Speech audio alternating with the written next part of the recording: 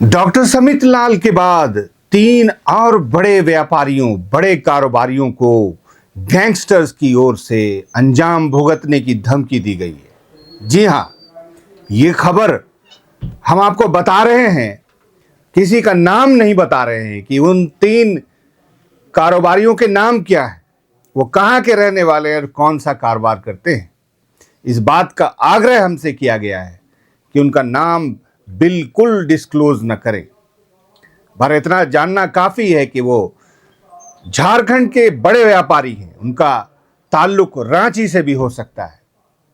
Doctor समित लाल ने तो बाकायदा एफआईआर भी दर्ज कराया है और उसमें लिखा है कि उनको और उनके परिवार को अंजाम भुगतने की धमकी दी गई है। और किसकी ओर से धमकी दी गई है, एक बार फिर हम किसी का नाम नहीं ले रहे हैं। आप सब जानते हैं कि किसने कहां से धमकी दी है। भारत की धरती से बाहर कुछ लोग बैठे हुए हैं जो झारखंड के व्यापारियों को बाकायदा मैसेज भेजकर, फोन करके रंगदारी की मांग कर रहे हैं। और रंगदारी भी एक दो पैसे की नहीं, बड़ी बड़ी रकमें मांगी जा रही हैं। ये जो तीन व्यापारी हैं जो अभी अभी इनको मिली है धमकी, उनसे भी बड़ी रकम मांगी गई है, जो लाखों में नहीं है। अब आप समझ सकते हैं कि रंगदारों के हौसले कितने बुलंद हैं। साइबर टेक्नोलॉजी कितनी एडवांस हो गई है। साइबर सेल है, सरकार का अलग डिपार्टमेंट है इसके लिए। निजी तौर पर भी साइबर सिक्योरिटी की एजेंसीज हैं, लेकिन वो पता ही नहीं कर पा रही हैं कि ये धमकी कहां से आई है। धमकी देने वाले ने हालांकि एक जगह से बताया है कि मैं कहां से बोल रहा हूं। आपको हम बता दें कि अभी कुछ महीने पहले एक गैंगस्टर को अजरबैजान से एटीएस धार करके लाई है। एक्सपेडिशन ट्रीटी के तहत उसको पकड़ा गया है। अभी जिस रंगदार की धमकी का जिक्र हो रहा है वो कथित तौर पर दुबई में छुपा बैठा है और एक जमाने से उसके नाम से धमकी के फोन आ रहे हैं, रेफरेंस आ रहे हैं। एक बहुत चिंता की बात है। ये जानकारी हमें मिली है झारखंड चैम्बर के अध्यक्ष आदित्य मल्होत्रा से। सुनिए। देखिए, गत कुछ दिनों से व्यापारी वर्ग, उद्यमी वर्ग को इस तरह की धमकियां आ रही हैं, फिरौती की मांग आ रही है। ये बिल्कुल चिंता का विषय है। झारखंड के तमाम उद्यमी व्यवसायी इस समय चिंतित हैं, कब किसको कॉल आ जाए। कितने कॉल आ जाए? देखिए, हमारे जो संज्ञान में है वो 3-4 हैं और ये बिल्कुल चिंता का विषय है। ये समझने की बात है, जो व्यापारी उद्यमी सबसे ज़्यादा रोज़गार देता है, जो सबसे ज़्यादा कर को कलेक्शन करके सरकार को देता है, अगर वही भयभीत वातावरण उसको हम नहीं देंगे, अगर सुचारू रूप से अपना वो कार्य नहीं करेगा, तो हमारे प्रदेश की अर्थव्यवस्था कमज़ोर होती जाएगी। और बाहर से जो पूंजी निवेश हमारे माननीय मुख्यमंत्री अन्य प्रदेशों में जाके यहाँ पर लोगों को बुलाते हैं कि यहाँ पर आप पूंजी निवेश करके यहाँ व्यापार बढ़ाइए, उद्योग बढ़ाइए, इस पे ग्रहण लग जाएगा। तो आप कर क्या? हम लोगों की वार्ता हुई है डीजीपी महोदय से और जिलावार जितने भी एसपी हैं उनके साथ हमारी एक बैठक भी हुई है। और हम लोग ने कहा है कि इस विषय को बहुत गंभीरता से लीजिए और दोषी को पकड़ के सख्त से सख्त उसको सजा दी जाए, ताकि और कोई भी इस तरह की चीज़ों के बारे सोचे नहीं।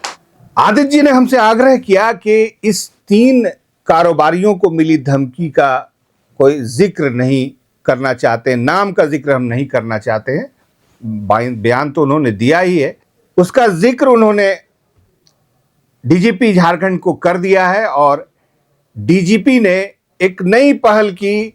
झारखंड के इतिहास में पहली बार डीजीपी ने क्राइम मीटिंग बुलाई और उसमें चैम्बर के प्रतिनिधियों को भी बैठाया।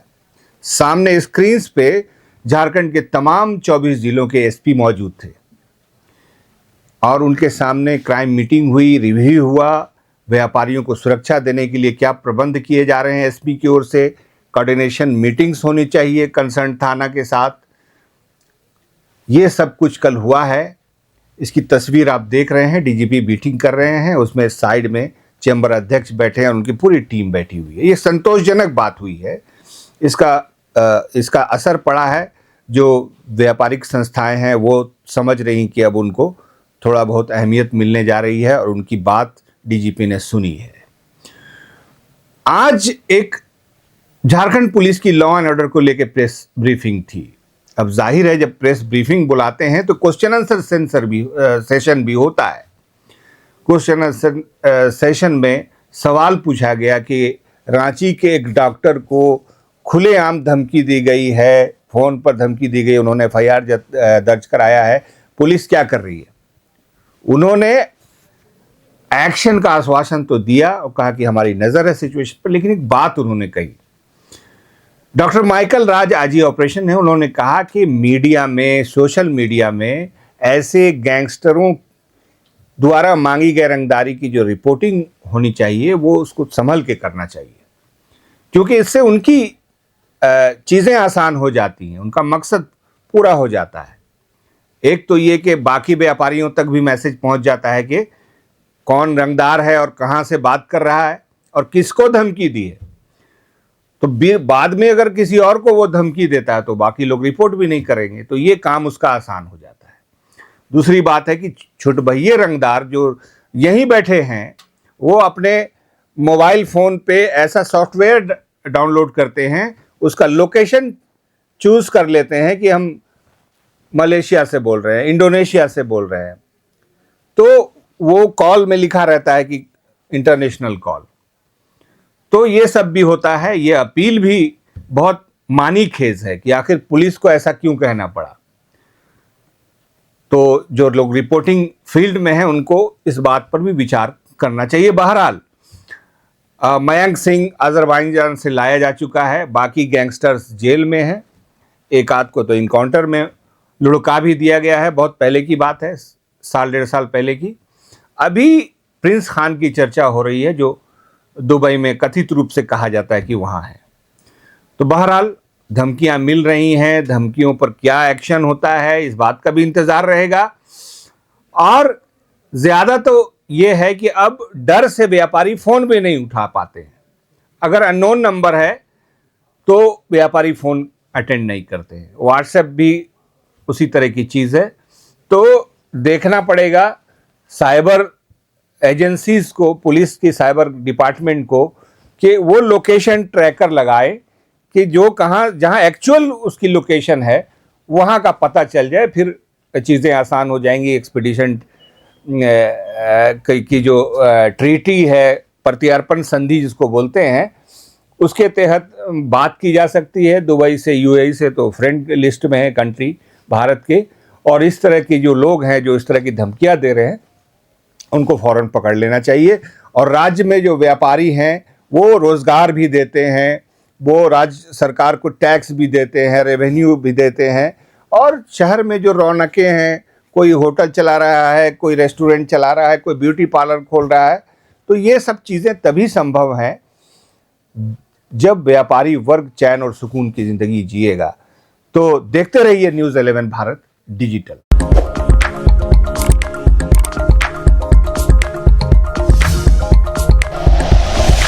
Like and share videos, subscribe करें हमारा चैनल और प्रेस करें बेल आइकॉन। न्यूज़ 11 भारत, सच है तो दिखेगा।